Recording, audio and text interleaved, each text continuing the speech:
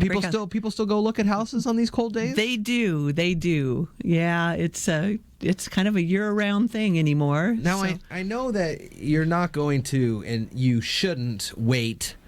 If you see a listing you like and you take a look at it, you should jump on it because we're in a hot market. Absolutely.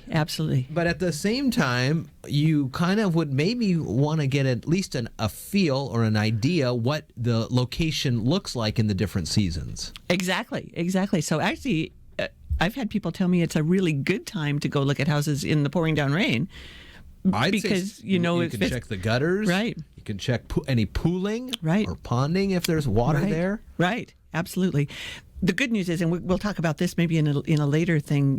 We always encourage folks to get a pretty thorough inspection, and those folks are really good about finding stuff that could be an issue, regardless of what the weather is doing. Lots of potentials for problems if the weather is a problem. One of the ways that the water can impact is with septic. I think that's one of the things you want to talk about today. We wanted to, yes. We were kind of going through the whole packet of a purchase and sale agreement. Yeah. And one of the or two of the major addendums to that, especially if you're buying property or a house out in the county, is a septic addendum and a well addendum. Okay.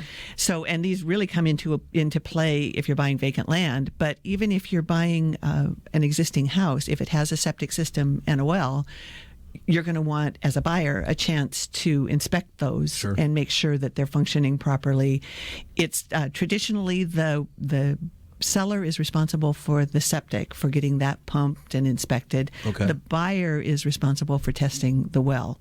So usually that just involves a little $25, $26 water sample that you take and get tested for E. coli and that kind of stuff. Okay.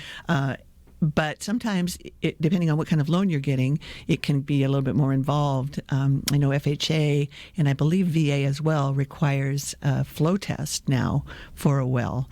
So that's something that a well drilling company has to come out and verify that the well produces X number of gallons of water per minute, and sometimes it can be as much as a 4-hour test that they let the water run basically and determine that it's producing, that the well is producing enough water. And that can run $400 or $500 for the buyer to do that if it's required by the buyer's lender. I'd imagine that in Mason County, most parcels have at least one of those two things. Yes. Well, yes and no. It depends on what you're looking at, but it definitely is something to consider if you're looking at vacant land. You're going to need to determine, number one, whether a well is even possible to be drilled, and then number two, is it possible to put a septic system on there? And I called the different well drilling companies and different septic design folks, and the well drilling people especially are very reluctant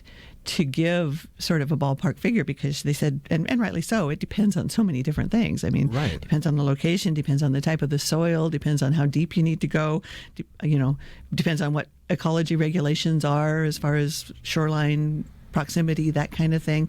So they really can't give even a price per foot anymore. They used to be able to do that. Wow. But she said, we just really can't say. So I guess my proposal for that is, if you're thinking about drilling a well, you should talk to them and have them come out and do a site visit and those kinds of things. And the same way with septic. I mean, a septic system, if you have to put one in, can run you anywhere from $10,000 to $25,000 easy. It depends on if everything is perfect and you can do a gravity system, you might be able to get away with $7,000 or $8,000, but those places are becoming fewer and farther between now. And so what you would need to do there is to hire a septic design company, and I have names of several of those, and they would come out, they would do a perk test to find out, what the soil composition is, if you can get away with doing a gravity system, or if you need to do a pre-treatment system or a pressure system or a Glendon system. Of course, those are going to cost you a little bit more. Yeah. And then you also have to be aware that you're going to be spending probably another couple thousand on top of that for permits and inspections and all that kind of stuff. So it can be a costly thing. I always laugh that, when people complain about water and sewer bills in a city, if you have to put in your own septic system, that covers several years of sewer bills for a city. So most of the time when people are buying a house, of course, that work has already been done. So they're not seeing the behind the scenes work that was already done. They're just seeing that they don't have to pay a monthly bill. Yeah. But, even with a septic system that's already installed, you're paying for pumping, you're paying for inspections. If something goes wrong with it, it could be a pretty pricey fix. So if I'm out driving and looking at vacant land or land for sale, are there some things that I should look for to see if a surrounding parcel has I don't even know if I would know what a well system would look like if I were to drive past it. You probably wouldn't see it.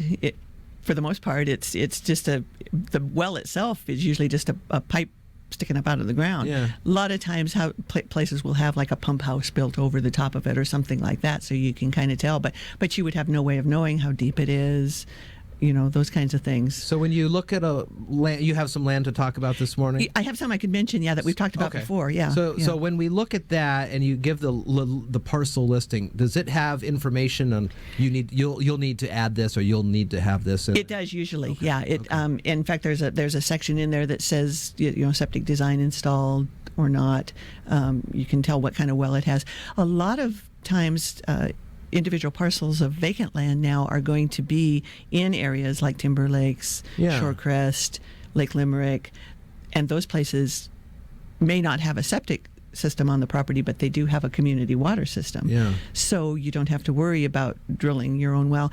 And another thing that we just found out about that they're dealing with now, they're starting to make noises that even individual wells on individual property, which used to be exempt from requiring water rights, they're making noises about changing that. Whoa. So yes, that could be a huge thing, because for right now, an individual well on your own property is exempt from applying for water rights, and to get water rights from the state can be a lengthy process.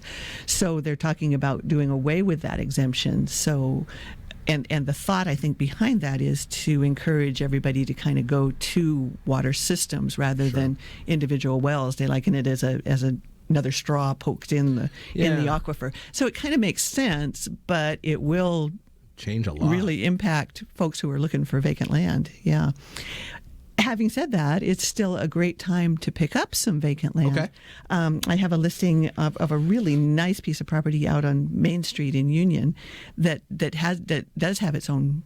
It's connected to community water already, so it would just be a matter of putting a septic system in. It's got a great view of Hood Canal, so you'd have that advantage. It's listed right now for $49,500. It's about a quarter of an acre, a little over a quarter of an acre. So ready to build. It's all cleared and everything. So that's a good possibility if you want someplace with a view. Sure. And it's right downtown Union. You can walk down the hill to the marina. So it's a great location. Have a couple of listings out in the Timber Lake area that are just vacant lots that need some significant clearing. So you would need to factor that into your cost. But again, both of those are on a community water system, the Timber Lake system.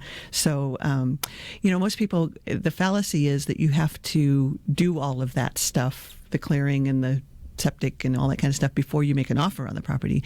And actually, it's just the other way around. Most of the time, you're not going to be able to get on the property do a perk test or anything like that until you have it under contract. So the first step is to check the location and kind of do a walk around, and you can kind of tell based on other things that are in the vicinity, that kind of stuff, whether it's going to have a problem. But you really won't know for sure until you get it under contract. Wow. And then one of the things that we build into a vacant land contract is a feasibility study, where you can go in and do the perk test and have somebody come out from the well company and do those things if you need to. So, yeah. So yeah, vacant land is a little different than a house, obviously, because you're starting from scratch. For real. So yeah. And then I have another place that's 26 acres of land out in the Shelton Valley Road, but which is a beautiful, beautiful spot. But again, you're going to be dealing with some wetlands there, so you're going to need to have setbacks from that. But you're getting 26 acres for $70,000. So even by and there is an uphill portion that where you could build a house, but you would need to do some feasibility studies about putting a road in and putting a well and a septic and all that kind of stuff in. So it's funny you mentioned the hill. I just popped into my head. I was going to ask you: do people still look for the house on the hill? You know, the kind of high above so you can look out and see what's going on. They do. That's that is kind of a popular thing. They want something up on a hill that and the little white picket fence is still an issue. Yeah, that's still a thing. So depending on what you're looking for, different people look for different things, obviously. Where can people go to look for these listings? They can go on the John L. Scott website, which is really user-friendly, walks you through all of that. And you can also find me there. There's a little tab up on the top that says Find an Agent, and you just go on that and put in my name, and it'll give you all kinds of information about me. And a good way to contact me, they can contact me through that, or call me directly on my cell at 490-4493, or stop by the office on the corner of 3rd and Railroad. And I always say if I'm not there, they'll know where I am. For sure. They can find me. Tom Pannell, thank you so much. Happy Thanksgiving. Thank you. Happy Turkey Day to we'll everybody. Talk to you in and a couple weeks. Have a thankful Thanksgiving. Do you know you have access to the fastest internet in Washington State? Switch to iFiber Communications right now and take advantage of our special offers. Pay only $29.95 for 100 megabit high-speed internet, or get 3 months of internet absolutely free. That's right, $29.95 for 100 megabit speeds or 3 months of internet free. Shop, stream, and game like never before with iFiber Communications high-speed internet. Call 360-427-4000 or check us online at ifiber.tv. Subject to credit approval, valid on a 24-month contract.